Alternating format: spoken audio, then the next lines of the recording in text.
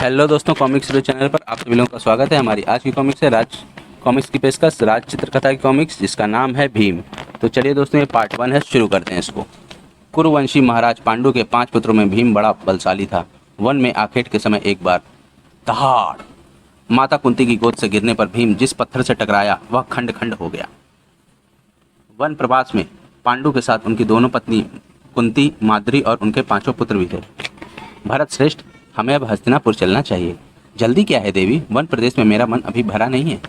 कुंती बहन, वहां जाकर भरत श्रेष्ठ हमें इतना समय कहाँ दे पाएंगे। परंतु होनी को कौन टालता। वन में ही महाराज पांडु एक दिन स्वर्ग सिधार गए। स्वामी, हमें किसके सहारे छोड़ गए, तुम्हारे बिना मेरा जीवन व्यर्थ है स्वामी। माद्री अपने पति के साथ सती हो गई। कुंती 5 पांडु पुत्रों के साथ हस्तिनापुर पहुंची। वहां पितामह भीष्म, नेत्रहीन धृतराष्ट्र, उनके पुत्रों तथा महात्मा विदुर ने भरे हृदय से उनको सांत्वना दी। पांडु के सभी श्राद्ध कर्मों के बाद नेत्रहीन धृतराष्ट्र को हस्तिनापुर का राजा घोषित कर दिया गया। महल में राजकुमारों की भांति पांडु पुत्र धृतराष्ट्र पुत्रों के साथ पलने और पुष्ट होने लगे। खेल कूद और दौड़ में भीम सबसे तेज रहते। और लो, यह हमारी मातृभूमि की मिट्टी है, सिर मजबूत बनाने के लिए यह टक्कर जरूरी है। उद्यान में पता नहीं यह मोटू भीम कहाँ जा छुपा है, ढूंढो, यहीं कहीं होना चाहिए। वो रहा पेड़ पर, पकड़ो उसे। खेल के दौरान शैतानी करते हुए भी भीम के मन में कौरव पुत्रों के प्रति किसी तरह का द्वेष नहीं था। बस कर भीम, गिर पड़ूंगा, रुक जा भीम। पर दुर्योधन भीम के कारनामों से बुरी तरह जलता था। पानी में डुबकी लगाने से दम मजबूत होता है, एक दिन तुझे इसी पानी में डुबाकर मार डालूंगा। पाकशाला में भी कोई उसकी होड़ नहीं कर पाता था। सबके हिस्से का तो अकेला भीम ही खा जाता है। पता नहीं मुझे खाता देखकर लोग ईर्ष्या क्यों करते हैं। दुर्योधन के एकांत कक्ष में बहुत हो चुका दुशासन, हमें अब इसका उपचार करना ही होगा। भ्राताश्री, नगर उद्यान में जब भीम सो जाए तब उसे उठाकर हम गंगा में फेंक देंगे। भ्राताश्री, उसे गहरी नींद सुलाने के लिए हमें उसके भोजन में कोई ऐसी औषधि मिलानी होगी जिससे वह बेहोश हो जाए। मैं उसके भोजन में विष ही मिला दूंगा विकर्ण। तभी वहां कौरवों के मामा शकुनी ने प्रवेश किया। भांजे, युधिष्ठिर को बंदी बनाकर कारागार में डाल दो और हस्तिनापुर पर अकेले राज्य करो। आप ठीक कहते हैं मामा श्री, मैं आज ही प्रमाण कोटि तीर्थ पर जल विहार का आयोजन करता हूँ। वहां हम इन पांडु पुत्रों से निपट लेंगे। गंगा तट पर जल विहार का आयोजन हुआ। क्यों दुशासन, कैसी है व्यवस्था। बहुत उत्तम भ्राताश्री। सारी व्यवस्था कराकर दुर्योधन पांडव पुत्रों के पास पहुंचा। भ्राता युधिष्ठिर, हम प्रणाम कोटि तीर्थ गंगा के तट पर चल रहे हैं। हम सब भाई मिलकर गंगा स्नान का आनंद लेंगे। इसके लिए तुमने पितामह से अनुमति ली है दुर्योधन। मैंने उनकी अनुमति से ही सारा आयोजन कराया है भ्राताश्री। 5 भाइयों ने पितामह से आज्ञा ली। जाओ वत्स, तुम्हें इस तरह स्नेह के साथ देखकर मेरी आत्मा प्रसन्न हो उठती है। सभी भाई जल विहार स्थल पर पहुंचे।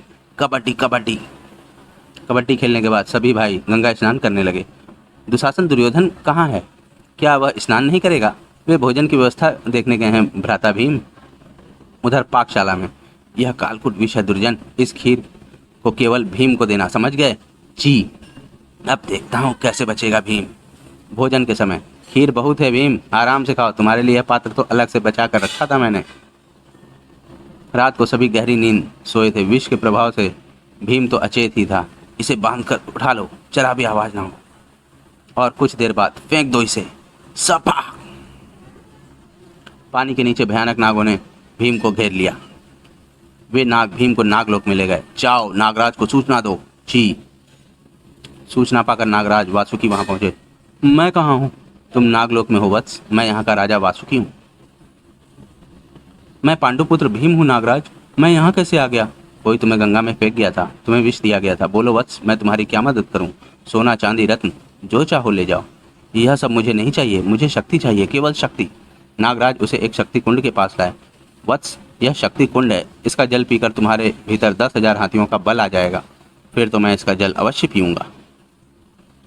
उधर हस्तिनापुर में, माँ, हमने सारा तीर्थ क्षेत्र छान मारा, जल में भी ढूंढा, पर भीम का कहीं पता नहीं चला। भ्राताश्री, वह आएगा जरूर, वह इतना अशक्त नहीं है जो उसे कोई रोक सके। कुंती ने विदुर को बुलाया। भाभी श्री, इस समय दुर्योधन को उलाहना मत दो, बाकी बच्चों की रक्षा की सोचो। उसे छेड़ा तो वह इन पर भी प्रहार कर सकता है। आप ठीक कहते हैं देवर जी। नागलोक में 8 दिन बिताकर नागराज अब मैं पूर्ण स्वस्थ हूँ। मेरे भाई और माता मेरी चिंता कर रहे होंगे।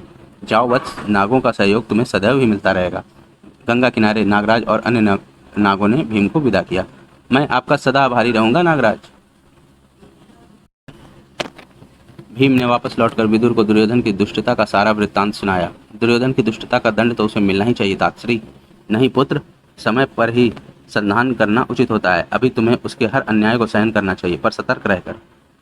भीष्म पितामह की सलाह पर धृतराष्ट्र ने गुरु द्रोणाचार्य को कुमारों की शिक्षा दीक्षा पर नियुक्त कर दिया। हाँ ठीक है, अब पीछे हटकर फिर से वार करो। कितना ही वार कर लो भीम, एक दिन तुम्हें मेरा वार भी संभालना होगा। तो दोस्तों, हमारा भीम का पार्ट 1 यहीं पर समाप्त होता है।